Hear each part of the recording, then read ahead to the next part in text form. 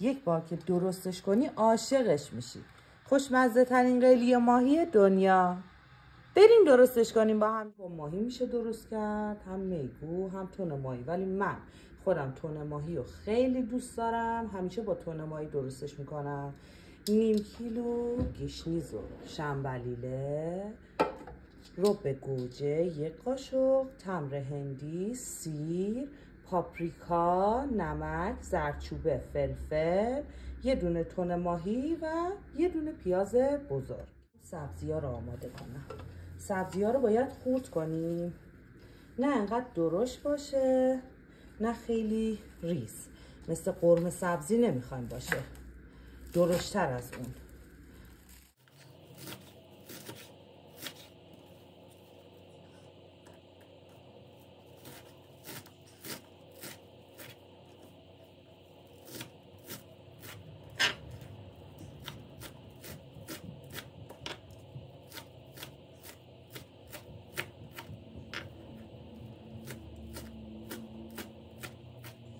خوشمزه ترین غذاهای جنوبیه که خوردم.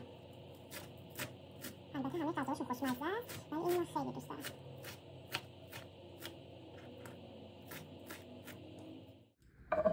در همین حد بسه. حالا من برم بقیه‌شم خورد کنم. بهتره که از پیاز سفید استفاده کنیم، ولی خب پیاز سفید من خراب بود. از همینم کار ما رو راه میندازه.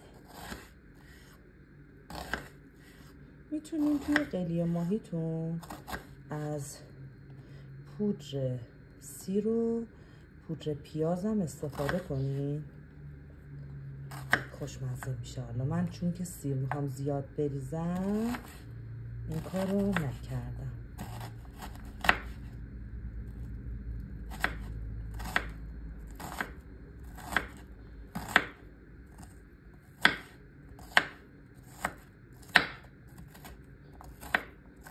همه پیازا رو همینطوری خورد میکنیم که ریز بشه تقریبا دیگه. بعدش میریم واسه درست کردن غذای خوشمزه. حالا ما یک کاسه آب احتیاج داریم واسه تمر هندیمون. تمر هندیمون یه خورده آب ولرم باشه.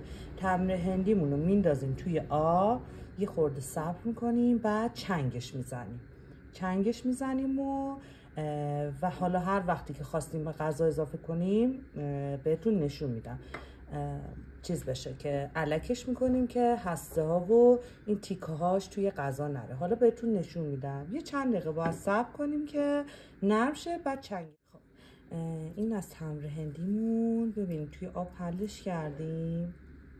حالا با یه چنگال یا با دست اینو حل میکنیم توی آب. بعدش باید از الک ردش کنیم که این تیکه ها دیگه داخلش نمونه. استفاده از تمر هندی هم دست خودتونه دیگه. حالا هر چقدر که ترشی دوست دارین ملس باشه. من خودم به شخص دوست ندارم خیلی ترش بشه. شاید همه اینم داخل غذام نریزم دیگه. این سلیقه‌ایه، هر چقدر که خودتون دوست داشتین داخل غذاتون بریزید. میکنیم. من همیشه عادت دارم وقتی میخوام آشپزی کنم همیشه کل وسایلامو آماده میکنم، بعد شروع میکنم با آشپزی. حالا شما دیگه طبق عادت خودتون. من الان اینجا دارم آماده میکنم چون عادت خودم. سیرا رو باید وقتی که لهش میکنیم بعد خورد میکنیم، این باعث میشه که بوی بیشتری از خودش بیرون بده، عطر و طعم بهتری داشته باشه.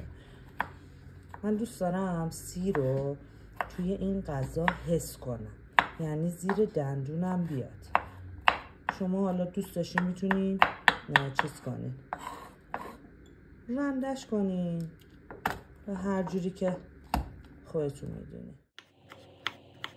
سیر زیادم باید بریزیم چون غذای جنوبیه دیگه. حالا غذای جنوبی اکثریت تنده، اما من تندش نمی‌کنم چون معده‌م مشکل داره.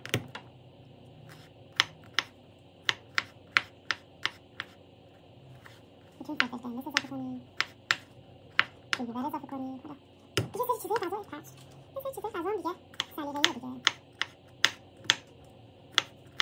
روغن اضافه میکنم به مایتابه. یه خورده که داغ بشه بعدش پیاز رو اضافه میکنم.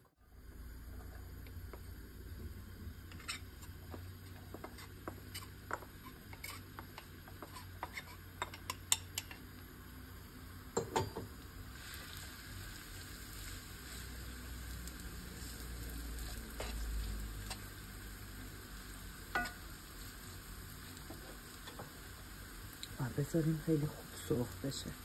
حالا نه خیلی اما ولی خب خام. پیازمون به این حد برسه ادویه ها رو داخلش میریزیم.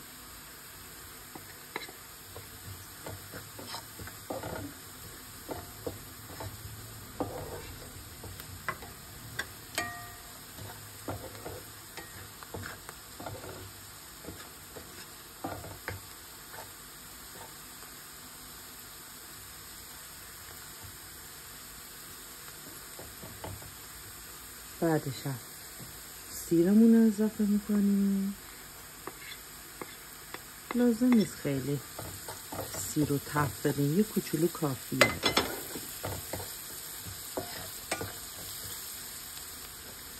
بعد یه قاشق رو به گوجه که گفتم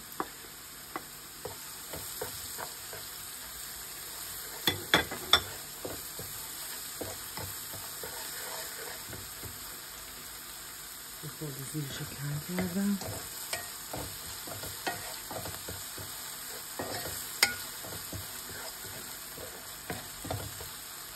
حالا سبزی من این غذا رو واسه 3-4 نفر میخوام درست کنم. به نظرم نیم کیلو گشنیز و شنبلیل زیاده واسه. این مقدارش هم میذارم حالا واسه یه وعده دیگه.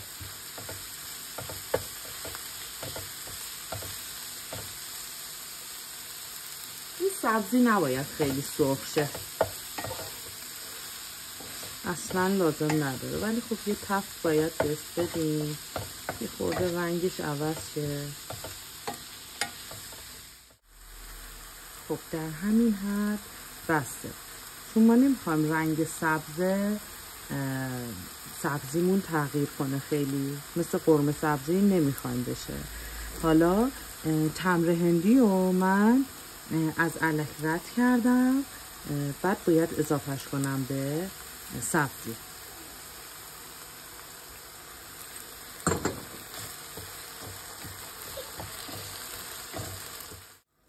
تمر هندی رو که اضافه کردیم یه مقدار آب هم اضافه میکنیم.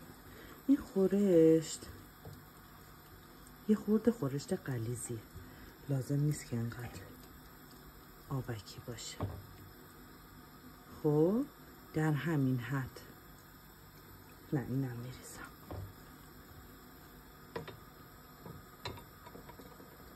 درشو بذاریم روی شعله تقریبا ملایم بپزه.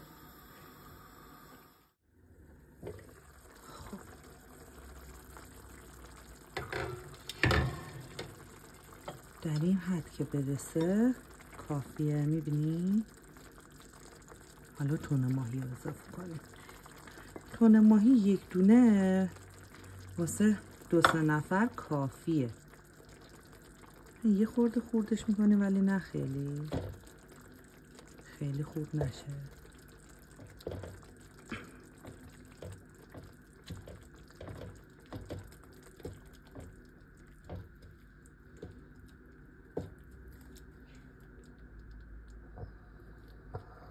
زیاد کردم زیرشو. خیلی قلی ماهی خیلی غذاییه که سریع آماده میشه، یعنی مهمون دارین یا میخواین جایی برین، غذاییه که خیلی سریع میتونین آمادهش کنین. اصلا هیچ زحمتی هم نداره. شما میتونین حالا مثلا سبزیتونم آماده تو فریزر داشته باشین که دیگه کارتونم راحت بشه. سبزی هم که خام برمیدارین تو فریزر هیچ مشکلی نداره. داشته باشین تو فریزرتون، خیلی کارتون راحته. 10 دقیقه میذاریم با تون ماهی با شعله پایین که من الان کمش کنم میپزه و غذا آماده است. مرحله آخرم که برنجو میذاریم. من همیشه برنجو دمی درست میکنم. نمک، روغن و تمام